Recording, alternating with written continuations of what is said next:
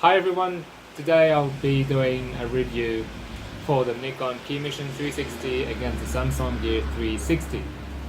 So the only reason why I bought this Nikon 360 camera is because it's one of the few cameras on the market today that are waterproof. And before I go into details, I would like to say that I'm not a professional reviewer and I bought these cameras myself, so are not offered to me by any of the cameras makers.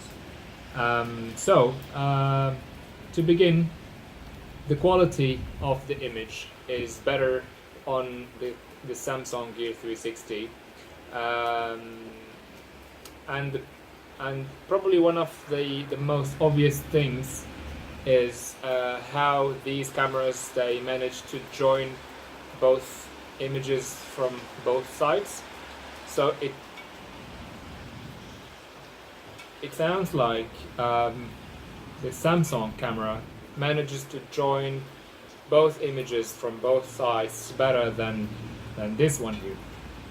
If you take a picture or a video with the Nikon Key Mission 360, one of the most annoying things with this camera is that it doesn't match both images. So for example, if you had an object in this direction, then it will be completely messed up. It's not that there is no match, or there will be a big part of the image missing in here.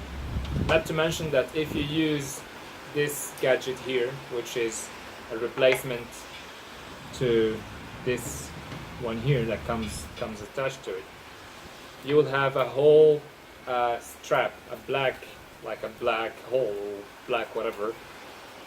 So the images will not be joined. So you will be looking at the 170 degrees camera, or 170 degrees this side and 170 degrees this side, and you will have 20 degrees missing on your footage if you use this one. So this one has one purpose. It can go up to 30 meters underwater, while this one can go 20 meters underwater. So at this point you would say, well, I'll probably just use this one.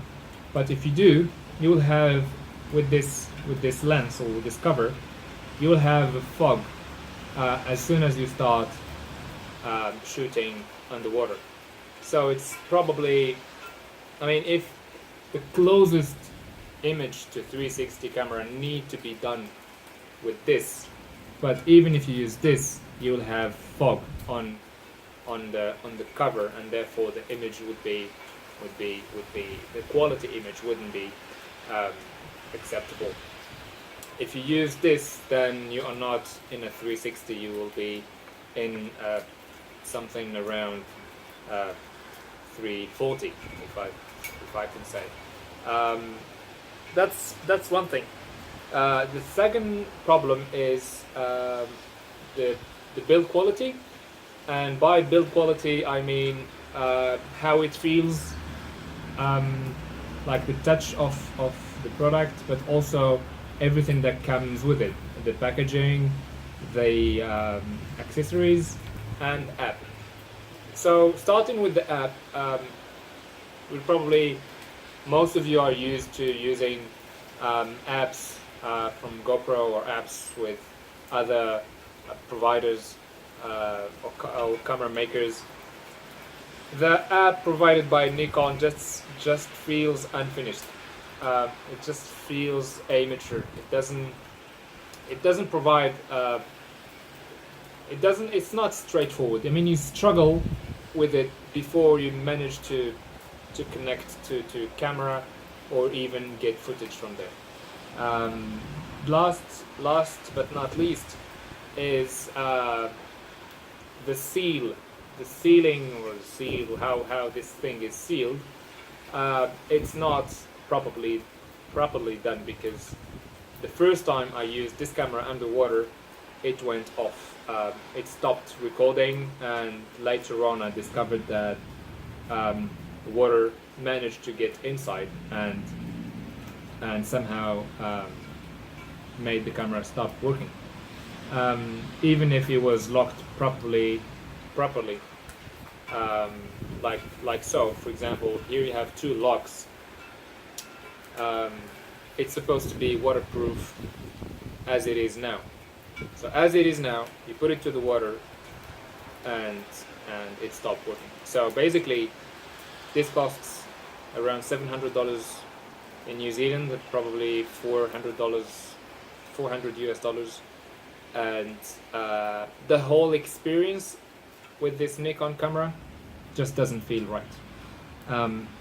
So to conclude, if you are looking for a waterproof 360 camera, you probably want to try something else. This is probably not as good as you can expect. Most of you who are after a 360 camera may have something like this, a GoPro. So you might expect the same kind of quality from this kind of cameras. You might expect to just put it on your hands or your head or whatever, and you go to the water. This doesn't seem to be fully waterproof. Well, at least the model that I have in my hand is not. Maybe you guys have used this camera. If you have, then feel free to share your experience in the comments below. Also, I'm going to add two examples of footage or videos. One video actually made by the Samsung 360 camera, and one video made by this Nikon, and you could see the differences. Both videos are made at the same place with perfect light conditions. The only difference you would probably notice is how both cameras managed to join the pictures. I guess that's probably the most difficult thing to do. But I guess if you can't manage to do it, then don't sell your product. And that's a message for Nikon. This is not serious. The whole product is unfinished. At least that's the feeling that everyone can have. And I've seen some reviews out there on YouTube saying probably pretty much the same thing by professional reviewers. They take extreme caution in their way of saying that this is not exactly what you would expect from a brand like Nikon. So I'm sure they are working hard to improve this product. I'm sure there is room for this kind of product. It just need to be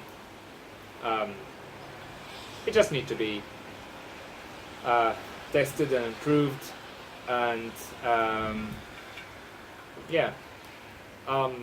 you might have noticed by now, really disappointed with this product. This product is really nice. It's a good start. It's not still good enough. I think we will need to be around 12Ks with the 360 camera before we can reach something nicer, because as soon as you start zooming into the picture, you lose a lot of quality. Same for this guy. So this is the end of this video. If you have any suggestions or comments, please leave them below. And thank you very much for watching.